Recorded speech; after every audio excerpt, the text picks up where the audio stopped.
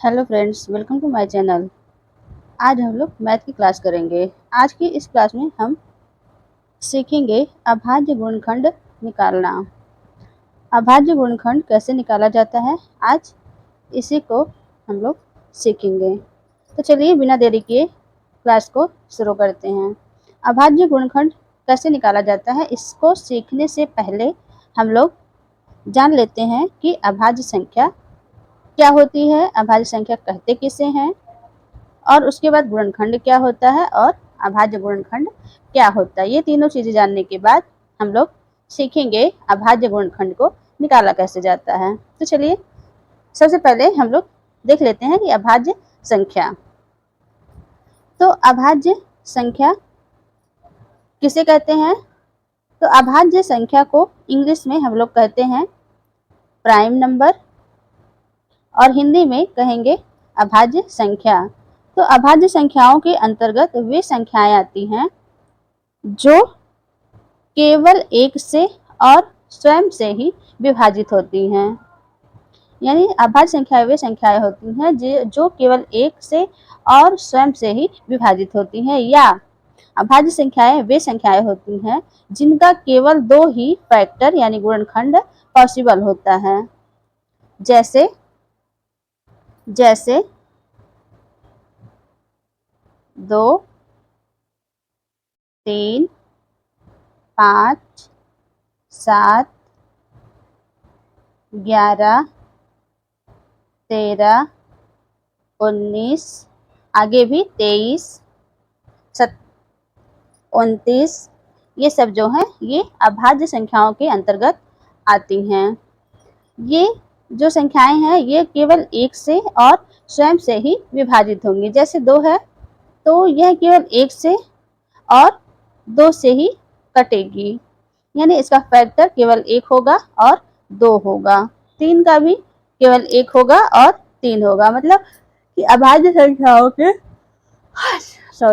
केवल 2 ही factor possible होते हैं। तो आई होप अब आप लोग समझ गए होंगे कि अभाज्य संख्याएं क्या होती हैं। चलिए अब देखते हैं गुणनखंड। गुणनखंड किसे कहते हैं? तो गुणनखंड को इंग्लिश में कहते हैं फैक्टराइजेशन। गुणनखंड को इंग्लिश में कहते हैं फैक्टराइजेशन। और गुणनखंड का मतलब होता है कि किसी संख्या को छोटे छोटे पार्ट में तोड़ना। गुणनखंड का मतलब होता है किसी संख्या को छोटे छोटे पार्ट में तोड़ना। जैसे जैसे 6 है तो 6 को हम लोग तोड़ सकते हैं 2 इंटू 3, यानी किसी संख्या को इंटू के रूप में या गुणा के रूप में छोटे छोटे पार्ट में तोड़ना ही गुणनखंड फैक्टराइजेशन कहलाता है।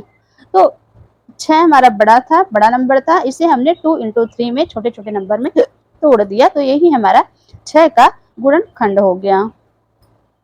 मान लीजिए 4 है तो 4 का गुणनखंड क्या होगा?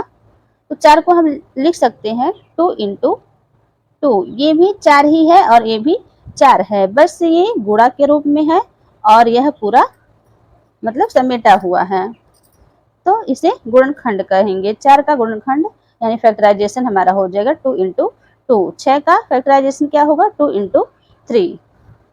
तो इस तरह से गुणनखंड होता है। अब हम देखेंगे कि अभाज्य गुणनखंड क्या होता है। गुणनखंड तो समझ गए, किसी संख्या को छोटे छोटे पार्ट में तोड़ना, बट अभाज्य गुणनखंड क्या होगा? तो अभाज्य गुणनखंड को हम लोग इंग्लिश में कहेंगे प्राइम फैक्टर या प्राइम फैक्टराइजेशन। और अभाज्य गुणनखंड का मतलब होता है किसी संख्या को छोटे छोटे पार्ट में तोड़ना। गुणनखंड का मतलब तो छोटे छोटे पार्ट में तोड़ना हो जाएगा, बट अभाज्य दिया है तो इसका मतलब जो हम लोग छोटे छोटे पार्ट में तोड़ेंगे तो वो छोटा छोटा पार्ट वाला जो अंक रहेगा, जो संख्या रहेगी, वह अभाज्य संख्या रहेगी, तो उसे अभाज्य गुणनखंड कहेंगे। जैसे 12 है, अब इसका 12 है, 12 का हमें अभाज्य गुणनखंड निकालना है, तो क्या करेंगे? इसे छोटे छोटे पार्ट में तोड़ेंगे। जब बड़ा नंबर रहता है तो इसको हम लोग इस तरह से करते हैं,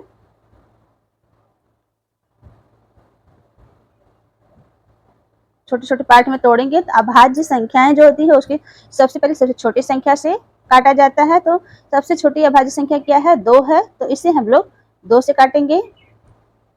2 छक 12, 6 बार में कटेगा। अभी भी ये 2 से कटेगा, फिर 2 से काटेंगे, 2 तिया 6, 2 या इसको उसी नंबर से काटेंगे जो नंबर अभाज्य होगा। केवल अभाज्य संख्या से ही हमें इसे काटना है, क्योंकि हमें अभाज्य गुणनखंड निकालना है। अब 3 2 से नहीं कटेगा, तो हम लोग क्या करेंगे? 3 से काटेंगे। तो 3 एकम 3। यह हम तब तक करेंगे जब तक कि नीचे 1 ना आ जाए। 1 आ गया तो हमारा अभाज्य गुणनखंड 12 का हो जाएगा। इसे लिखेंगे कैसे? 12 इक्वल टू 12 का अभाज्य गुणनखंड हो जाएगा। ये जो है इसको हम लोग गुणा के रूप में लिख देंगे। 2 इंटू 2 इंटू 3, यही हमारा 12 का अभाज्य गुणनखंड हो जाएगा।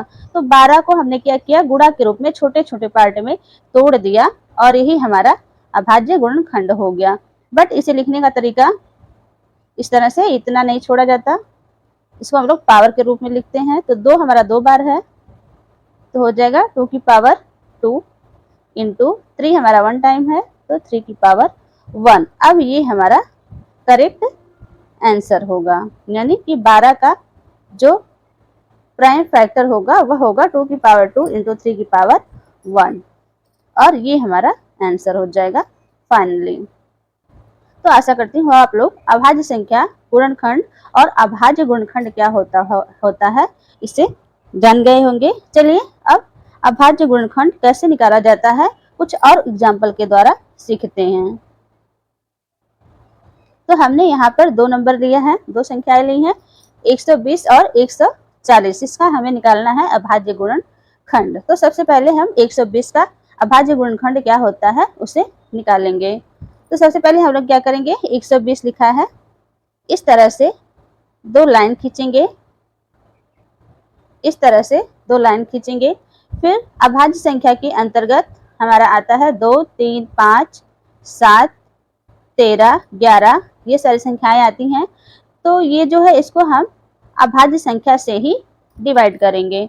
तो सबसे छोटी अभाज्य संख्या हमारी क्या होती है? 2 होती है। सबसे पहले 2 से काटेंगे, यानी काटना मतलब इसमें भाग देंगे 120 में 2 से। यदि आप ऐसे डायरेक्ट नहीं कर पा रहे हैं तो कहीं रफ पे इस तरह से भाग करके भी कर सकते हैं। 2 से 120 में भाग देंगे।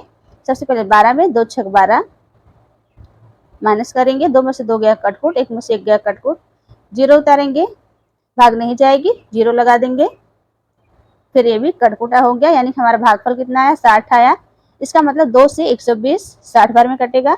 इस तरह से लिख लेंगे। यदि आप डायरेक्ट नहीं काट पा रहे हैं तो इस तरह से कहीं रफ पे भाग दे के भी काट सकते हैं। तो यहाँ तक हमारा हो गया। अभी भी ये 2 से कटेगा, फिर 2 से काटेंगे। आपको याद रखना है कि इसे सम संख्या या विषम संख्या से नहीं काटना है, केवल अभाज्य संख्या से ही काटना है। 2 से इसमें भाग देंगे, 2 तिया 6, 3 बार जाएगा, फिर 0 बचेगा। फिर ये 2 से कटेगा, जिस अंक के या संख्या के लास्ट में 0 होता है वह 2 से पूरी तरह से कट जाता है। 2 एकम 2, 2 पच्चे 10। अब ये 2 से नहीं कटेगा 15, क्योंकि 15 2 की पहाड़ा में नहीं आता। अब हम दूसरी अभाज्य संख्या देखेंगे। दूसरी अभाज्य संख्या हमारी होती है 3। अब इसे 3 से काटेंगे, 3 पच्चे 15, 5 बार में कटेगा। अब 5 3 से नहीं कटेगा, तो उसके बाद 3 के बाद कौन सी अभाज्य संख्या आती है? 5 ही आती है। अब इसे हम 5 से काटेंगे, 5 एकम 5। अब नीचे 1 आ गया, इसका मतलब हमें यहीं पे रुक जाना है, स्टॉप हो जाना है। तो अब हमारा अभाज्य गुणनखंड निकल गया। बट इसे लिखने का तरीका क्या होता है? अब हम इसे इस तरह से लिखेंगे। इसलिए 120 इक्वल टू, यानी 120 का अभाज्य गुणनखंड इक्वल टू, ये जो है इसको हम लोग अब गुणा के रूप में लिखेंगे सारे को। तो हो जाएगा 2 इंटू 2 इंटू 2 इंटू 3 इंटू 5। यह हमारा गुणा के रूप में हो गया, यानी 120 को हमने क्या किया? गुणा के रूप में छोटे छोटे पार्ट में तोड़ दिया। अभी भी ये पूरा करेक्ट आंसर नहीं आया है, इसे हमें पावर के रूप में लिखना पड़ेगा, क्योंकि अभाज्य गुणनखंड लिखने का यही तरीका है। तो 2 हमारा कितनी बार है, 3 टाइम्स से है, तो 2 की पावर 3 हो जाएगा, इंटू 3 हमारा कितना टाइम्स है, 1 टाइम्स, तो 3 की पावर 1 हो जाएगा, इंटू 5 भी 1 टाइम्स है, तो 5 की पावर 1 हो जाएगा। अब यह हमारा पूरा कंप्लीटली करेक्ट आंसर होगा। तो यही हमारा उत्तर हो जाएगा, यानी 120 का अभाज्य गुणनखंड जो होगा वह होगा 2 की पावर 3 इंटू 3 की पावर 1 इंटू 5 की पावर 1। तो आई होप आप लोगों को समझ में आ रहा होगा। कोई डाउट होगा तो उसे आप कमेंट करके जरूर बताइएगा। ये अभाज्य गुणनखंड कैसे निकाला जाता है, एक भाई का कमेंट आया था, इसीलिए ये क्लास कराई जा रही हो। आशा करती हूँ आप इसे जरूर देखेंगे। आपको समझ में आया या नहीं आया उसे कमेंट करके जरूर बताइएगा। चलिए इसी प्रकार का एक और क्वेश्चन देखते हैं, जिससे कि आपको पूरी तरह से समझ में आ जाए। तो दूसरा है 140। 140 का अभाज्य गुणनखंड क्या होगा? तो हम लोग क्या करेंगे, सबसे पहले इस तरह से 2 लाइन खींचेंगे, सबसे छोटी अभाज्य संख्या से भाग करेंगे। इसमें सबसे छोटी अभाज्य संख्या 2 होती है, 2 से भाग करेंगे तो 2 सत्ते 14, 7 बार और 0 बच जाएगा, 0 उतार लेंगे। चूंकि इस संख्या के लास्ट में 0 है इसलिए यह 2 से फिर से कट जाएगा, फिर 2 से भाग करेंगे, 2 3 6, 2 5 10, तो 35 बार में 70 कट गया। अब लास्ट में 5 आ गया, यानी यह 2 से नहीं कटेगा। ये किससे कटेगा, 3 से भी नहीं कटेगा, 5 से कटेगा, क्योंकि लास्ट में जिस संख्या के लास्ट में 5 होता है या 0 होता है वह 5 से कटता है, तो इसे हम लोग 5 से काटेंगे। 5 सत्ते 35, 7 बार में कटेगा। अब 7 जो है वह 5 से नहीं कटेगा, ये किससे कटेगा, 7 से, तो इसे 7 से काटेंगे, 7 एक कम 7। अब नीचे 1 आ गया, इसका मतलब अब हमें यहीं पे रुक जाना है। तो इस तरह से इसको हमने कट कर लिया। अब हमारा गुणनखंड का तो आधा काम हो गया, आधा काम और बचा है। अब क्या करेंगे, इसलिए 140 का फैक्टर इक्वल टू हो जाएगा 140 इक्वल टू, अब इन सबको हम गुणा के रूप में लिखेंगे, 2